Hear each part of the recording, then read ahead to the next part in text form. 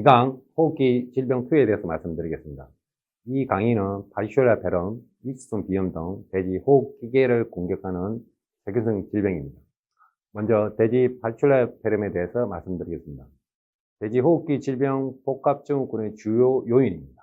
질병 개요입니다. 바이쇼라 베럼은 바이쇼라 멀토시다 세균에 의해 발생하는 전염성 호흡기 질병입니다. 이 질병은 쉽게 말해서 PRDC, 돼지 호흡기 질병 복합 증후군에 구성하는 주요 원인체 중의 하나이며 양돈 산업에서 중요한 경쟁적인 손실을 초래합니다. 왜 이게 중요하냐면 PRS 청정화, 마이코플라즈마 청정화 이런 거 있는데 바이쇼라 베럼 청정화는 없습니다.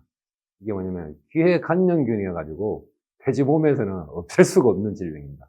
좀 아쉬운 질병인데 전 세계적으로 컨트롤이 된 사례가 없습니다. 그렇기 때문에 다른 질병을 없애면 이게 자동적으로 1 플러스 1 플러스 1 플러스 1 플러스 4가 돼야 되는데 이 맨 마지막에 1에 해당되는 게 이 바이쇼라 베럼이거든요. 근데 이게 들감으로 인해 가지고 상당한 영향을 초래하는데 앞에 뭐 PRS인지 마이코플라즈마를 동결하면 이 질병은 통제하기는 쉽게 말해서 쉽다는 겁니다. 그렇게 개념을 잡으시고 이 강의를 들어주시면 됩니다. 가장 큰 질병은 단독 감염보다는 다른 1차 질병과 환경 스트레스, 그다음에 면역력이 저하됐을 때 2차적인 발병하는 기회 감염균입니다. 병원체는 바이쇼라 멀토시다입니다. 그리고 주로 A형과 D형이 있는데 이 특성은 상부호흡 상재균으로 정리합니다. 상재균입니다. 상재균. 그리고 이게 마이코플라즈마 바이쇼라는 건강한 돼지의 상부호흡기에도 정상적으로 존재하는 상재균입니다. 건강한 상태의 돼지뼈는 이 균에 대해 비교적 강한 장응력을 가지고 있다는 걸 알고 계셔야 됩니다. 정상 상태하고 면역 저하, 감염 진행, 폐렴 발병 이렇게 진행되는 기전입니다. 주요 발병 요인은 어쨌든 선행적으로 아까 말씀드렸다시피 마이코플라즈마, 흉마, 오제스키는 지금 없는 거니까요. PRS, 그 다음에 쉽게 말해서 AR입니다. 그리고 기세충 감염 중에서 배충이 문제되는 거고요. 그리고 환경적인 장거리 수송, 심한 일교차, 사용관리 악화, 환기 불량, 과물 사육인데 이건 뭐 모든 질병이 다 해당되는 거니까요. 그리고 전파는 어쨌든 직접 접촉입니다. 그리고 공기 전파 있습니다. 그리고 임상 증상은 급성과 습식 기침, 그런 비강 삼춘물이 있습니다. 가장 흔한 기관지 폐렴이라고 생각하시면 됩니다.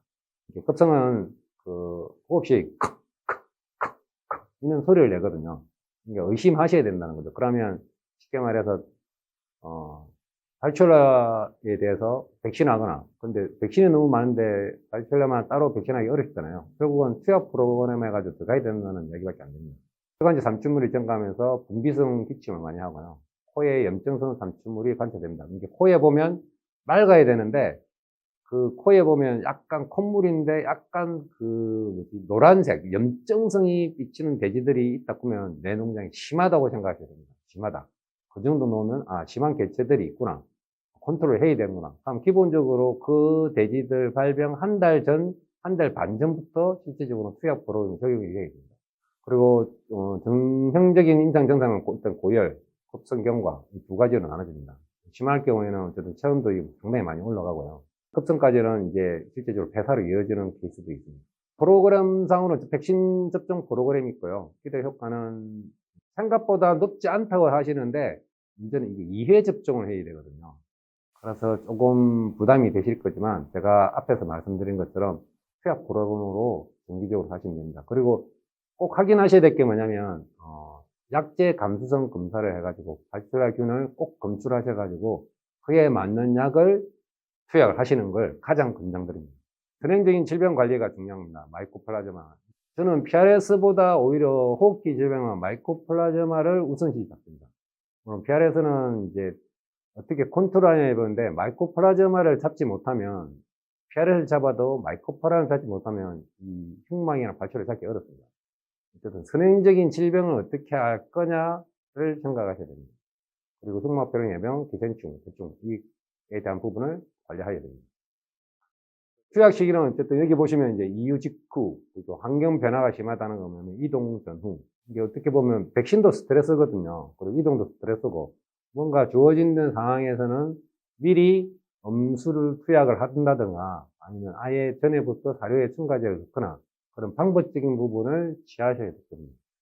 어쨌든 투약 시기는 어쨌든 혈청 검사 상황이라든지 그다음에 임상 증상을 동영상으로 확인하셔가지고 투약 시기를 결정하셔야 됩니다. 두 번째 강의입니다. 위축성 비염. AR이라고 알고 계시죠? 진행성 위축성 비염이라는 건데, 이게 발표란 모토시다 타입 A가 D에 있는데, D에 해당됩니다, 실제적으로는. 지금 이제 종동장이 AR이 많이 없어지면서 실제적으로 일반 농장에서는 보기 어렵죠. 그래서 AR 백신을 빼시는 분도 계십니다. 근데 저는 전체적으로 비유통까지 클리어한 상태다 보면 AR 백신을 빼는 것도 문제는 없다고 생각됩니다. 단, 비강은 꼭 하셔야 됩니다. 비강.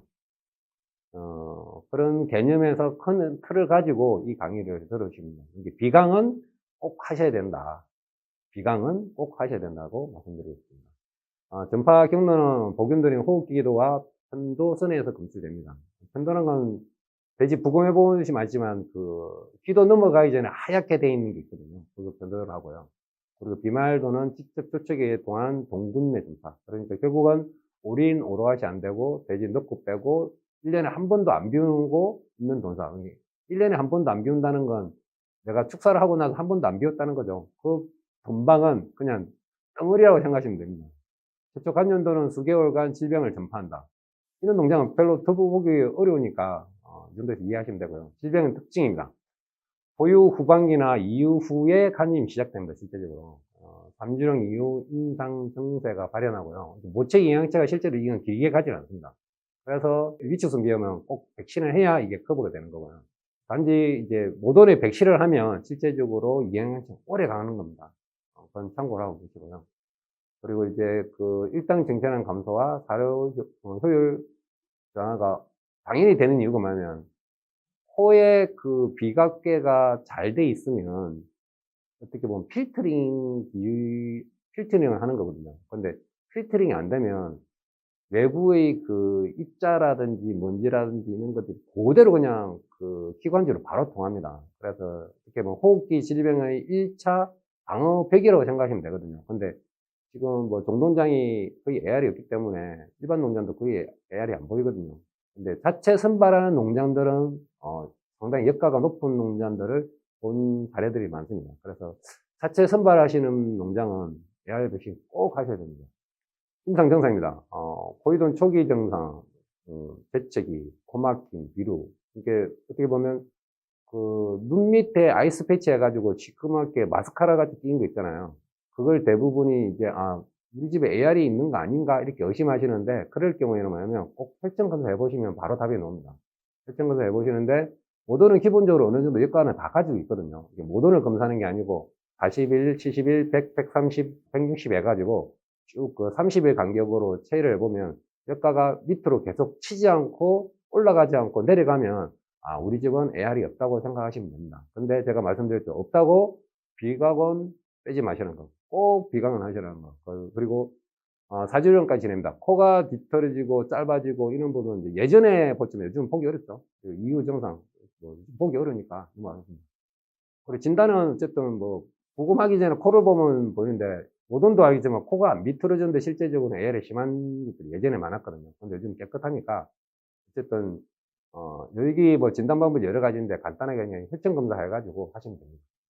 그리고 비슷한 질병은 보데텔라 브론키세피라가 있고요. 글래서 그다음에 사이토메갈로시스라는 게 있는데 이건 일반적으로 좀 보기 어렵고 이제 외국에는 이런 질병들이 특히 사이토메갈로 이런 것들은 있습니다. 근데 국내에 실제적으로 발생한 사례는 있습니다. 참고로 알고 계십니다고요.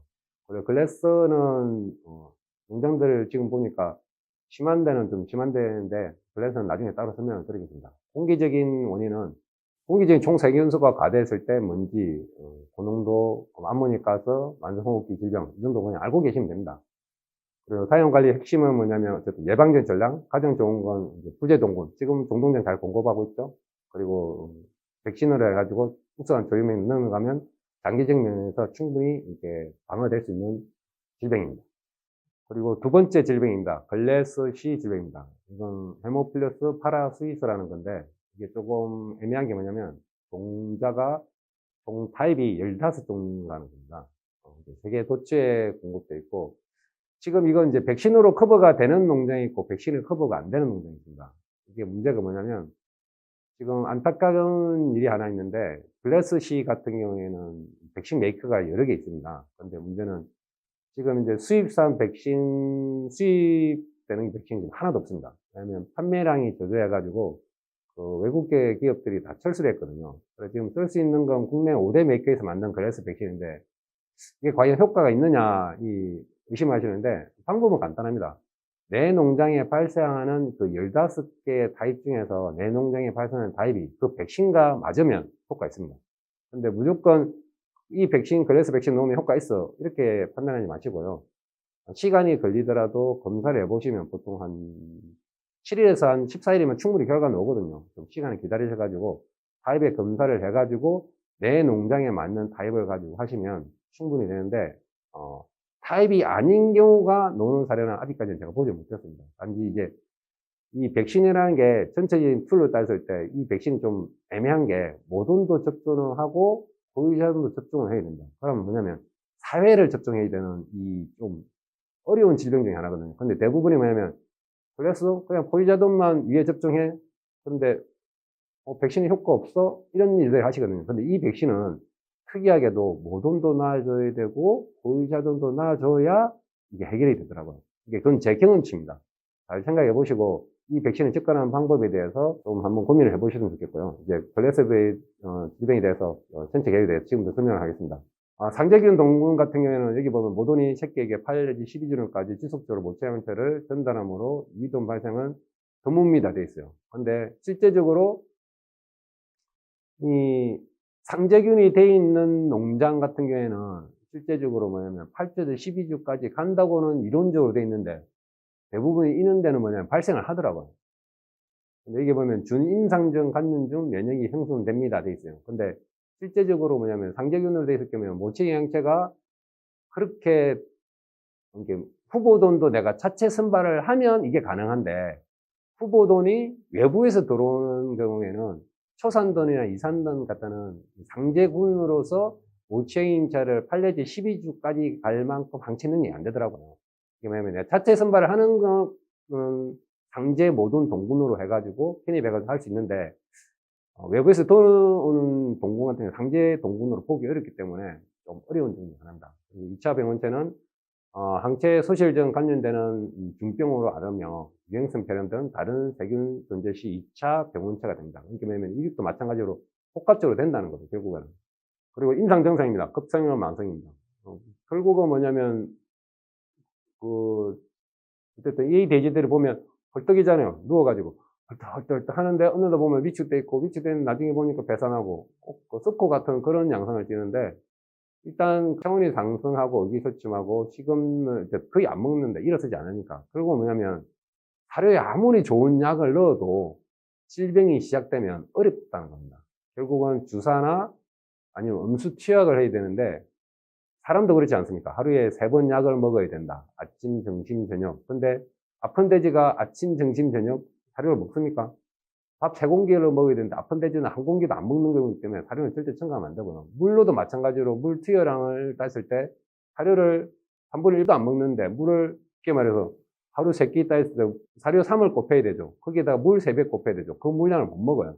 그래서 야, 효과가 없다더라 효과가 없을 수밖에 없는 거죠. 결국은 주사 치료밖에 없는데 이미 병이 시작된 상태에서는 주사 치료라도 효과가 잘 안 와요. 단백질을 섭취해야 힘이 있는데 섭취량이 워낙 떨어지니까 효과가 어려워요. 그럼 결국은 뭐냐면 백신을 하거나 선제적인 대응을 해야 이게 가능하다는 거예요. 어쨌든 어려운 질병 중 하나입니다, 이게. 굉장히 떨어져. 그리고 만성형은 포유돈이 창백해지고 청산율이 낮아지고 한 배 새끼에 10 내지 15%가 질병에 걸릴 수 있다. 그렇죠? 어쨌든 식량염이 오래 지속되면 급사를 초래한다. 이게 맨 마지막에 보면 문제 동군이 건강하던 보유자들이 급사하는 경우가 흔하다. 특히 면역성 낮은 후보돈 새끼에서 더 많이 발생합니다. 상재 동군을 하면 문제가 없는데 상재 동군을 만들기 어렵다는 거죠. 진단과 치료입니다. 진단은 뭐 부검하고 임상 관찰해 보면 부검하면 특이합니다. 다발성 장간낭염이거든요. 장간낭염은 장과 장 사이에 회복을 하면 염증처럼 이게 뭐냐면 노랗게 그냥 떡져 있습니다. 근데 이 균이 배양이 어렵기 때문에 시간을 많이 소요해야 된다는 거죠. 어쨌든 부검하면 특이적인 병명이기 때문에 바로 표시합니다. 어쨌든 비슷한 질병은 액티노 바실러 스위스라는 게 있습니다. 이 초기에 발생하는데, 이건 뭐냐면 위생도가 높은 농장에 발생합니다. 일반 농장에 잘 발생하지 않고요. 그래, 흉막폐렴하고 생각해야 되고, 어디상 신장염은 뭐냐면, 비타민 E 결핍증을 이야기하는 겁니다. 그건 이제, 사료 수치량이 너무 적을 경우나 어떤 특정 구간에서 나오는 질병이기 때문에 크게 의심 안 하시려고요. 이건 특이한 케이스이기 때문에 딱 보면 압니다. 수의사분들은 보면 딱 알기 때문에 이거가 구분이 됩니다. 그리고, 연쇄성 불균증 내막염은 진경증상 있는 거죠. 근데 진경증상하고 이 폐혈증이 있는 거거든요. 이거하고 좀 구분이 어렵습니다. 그리고 이제 지금 예방 및 사형 관리입니다. 포유동 발병 시 모동 관리 방법하고 백신 활용하고 사료 첨가제 투약, 호흡기 질병 억제. 제가 이 부분에서 앞에서 사실 설명드렸고요. 어쨌든 백신을 어떻게 할 거냐에 대한 부분을 고민을 하셔야 되고, 백신을 하시더라도 꼭 모돈도 2회, 자동 분만사에서 2회 접종해야 되는데, 지금 분만사에서 백신을 어쨌든 2회 내지 3회 접종하고 있는 상황에서 또 백신을 놓기가 좀 애매할 겁니다. 근데 발병한 농가는 어쩔 수 없이 놔야 되니까 컨트롤하기 위해서는 이 부분은 진중히 해보시고, 꼭 그 15가지 타입이 있는데 내 농장이 타입이 뭔지를 좀 시간이 걸리더라도 꼭 확인하시고 좋은 백신을 선택하시면 해결 방법이 됩니다. 이상과 같이 호흡기 질병 투에서 강의를 마치겠습니다. 감사합니다.